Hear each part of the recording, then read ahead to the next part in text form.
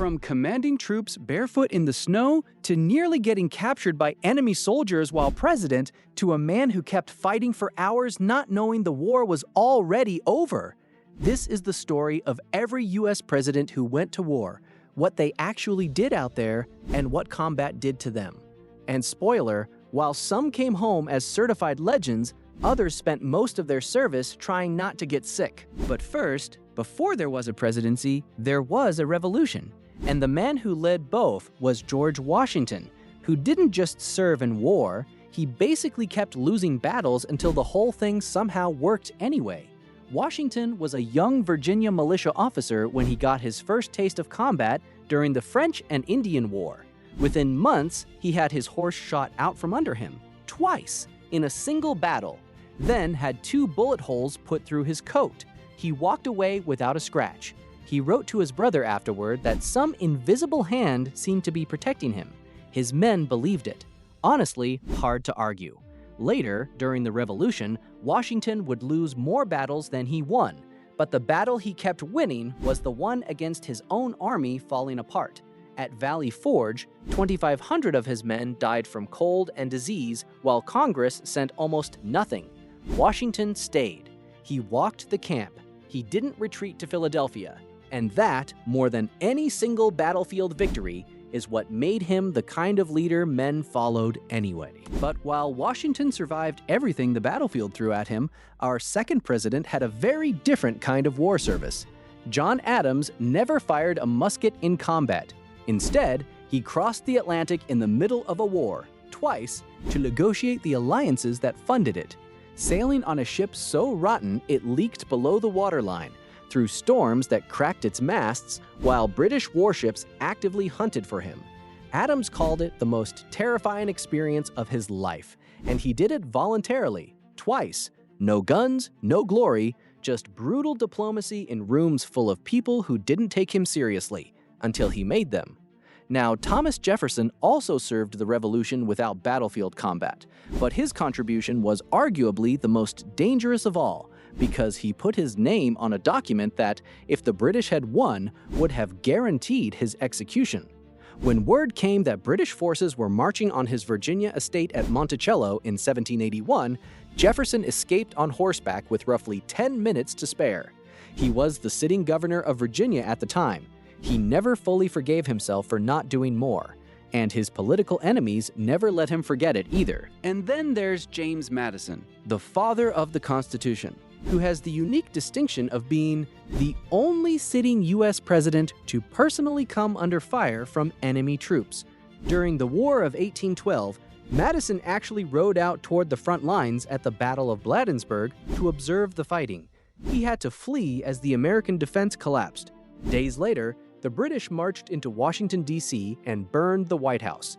Madison was somewhere on the road in Virginia, president of a burning capital, having just watched his army scatter. It is one of the most extraordinary humiliations ever suffered by a sitting commander-in-chief. And yet, he finished his term. The country survived. And ironically, the war ended in a kind of accidental tie that Americans immediately decided to call a victory.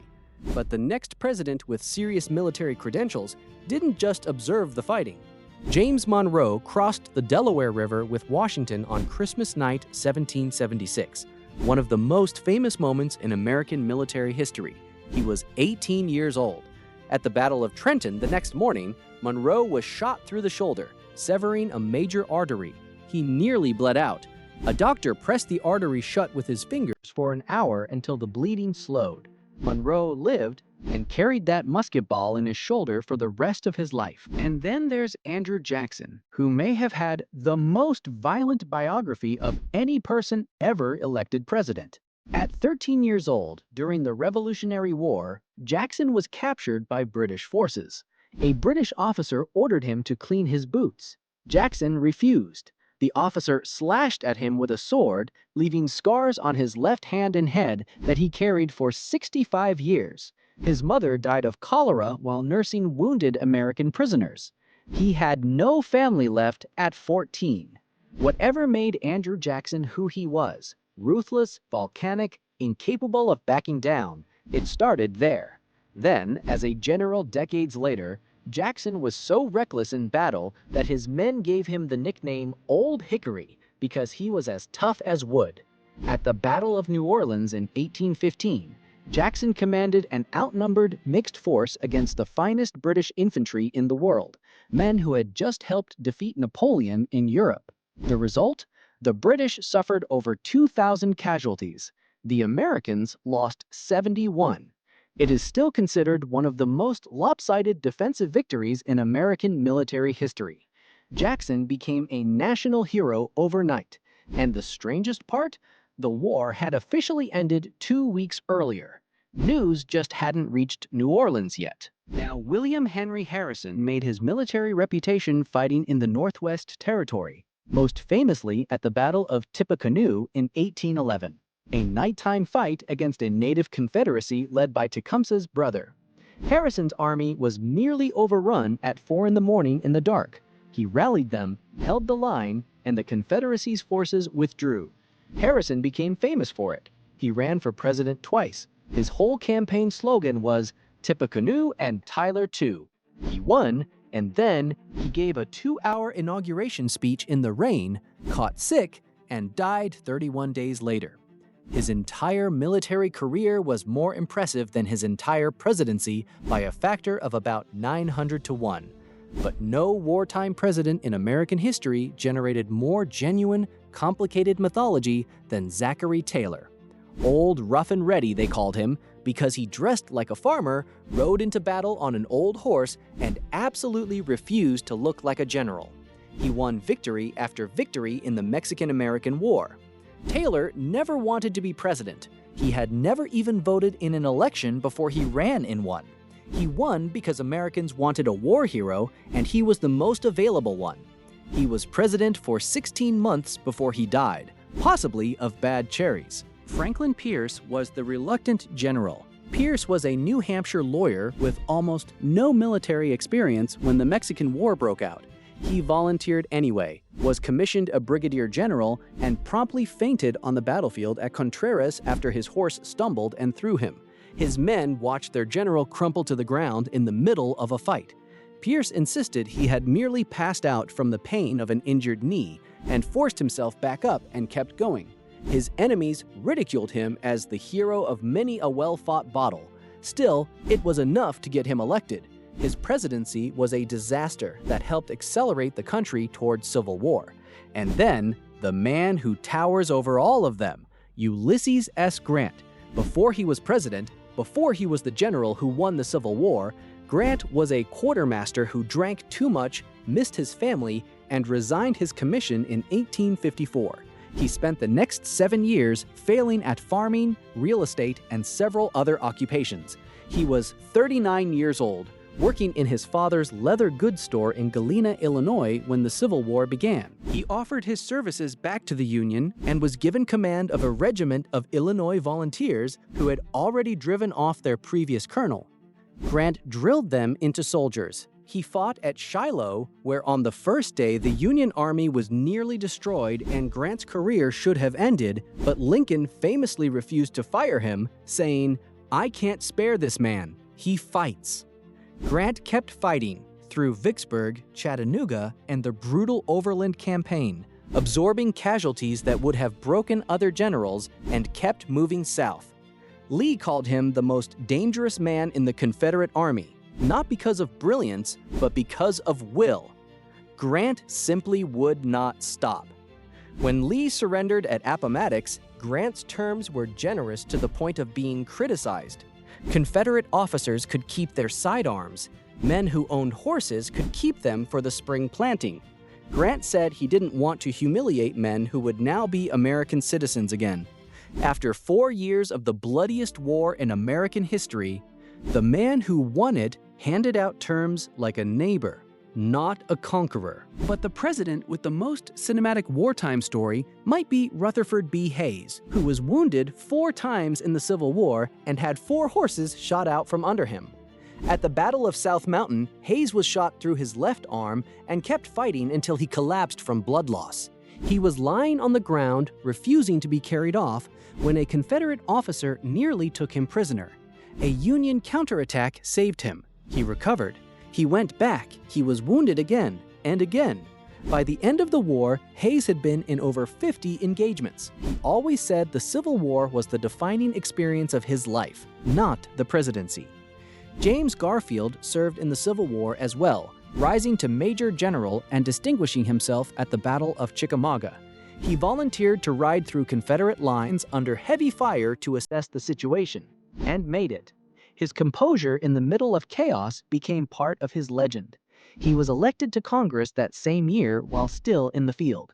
He would serve as a congressman for 17 years before becoming president, and then served as president for just 200 days before being shot at a Washington train station. And then came the man whose relationship with war was almost pathological, Theodore Roosevelt. Roosevelt watched the Civil War as a small boy, and the shame of his father paying a substitute to avoid the draft haunted him his entire life.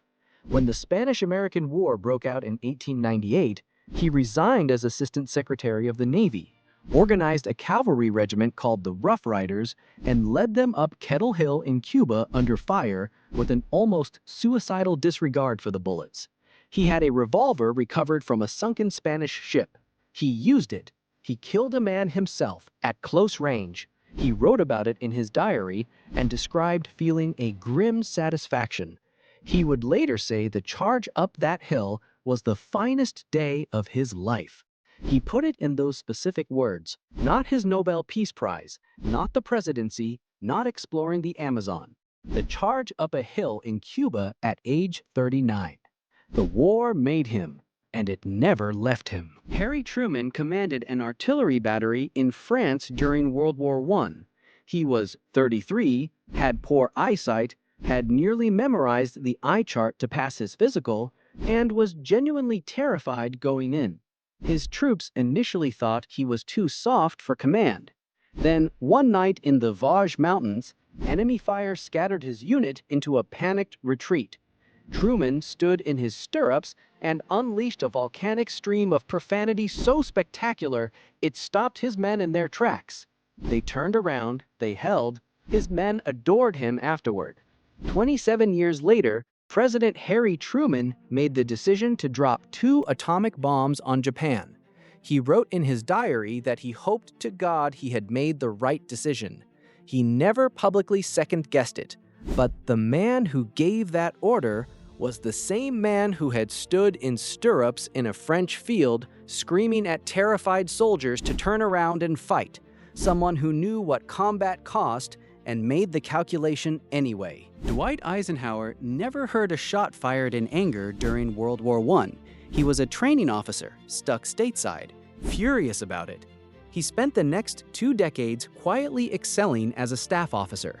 And then, in 1942, George Marshall picked him to command the entire Allied invasion, North Africa, then Sicily, then Europe.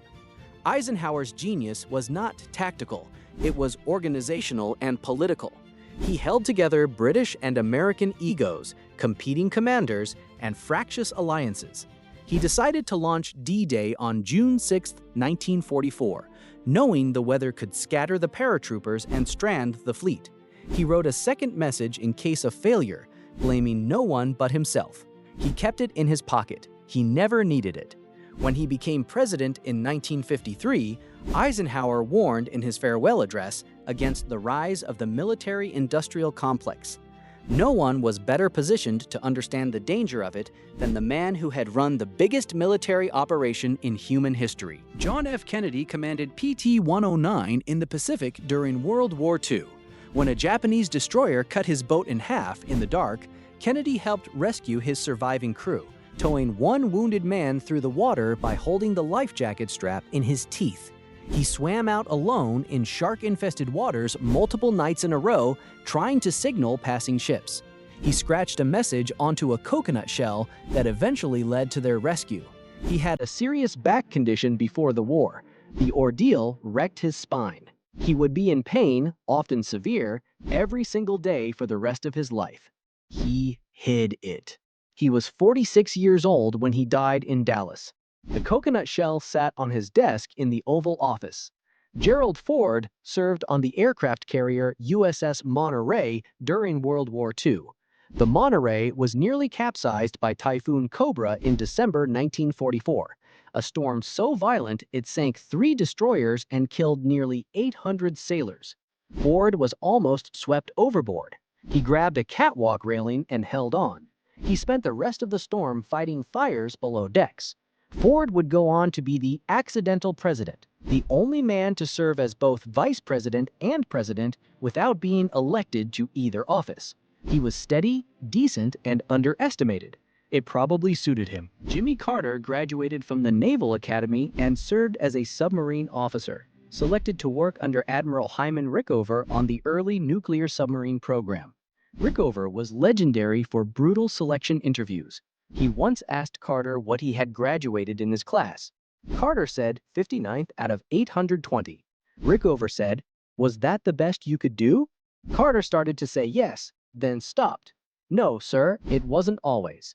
Rickover stared at him. "Why not?" Carter had no answer. It was the question, Carter later said, that shaped his entire life. Rickover called his memoir, "Why Not the Best?"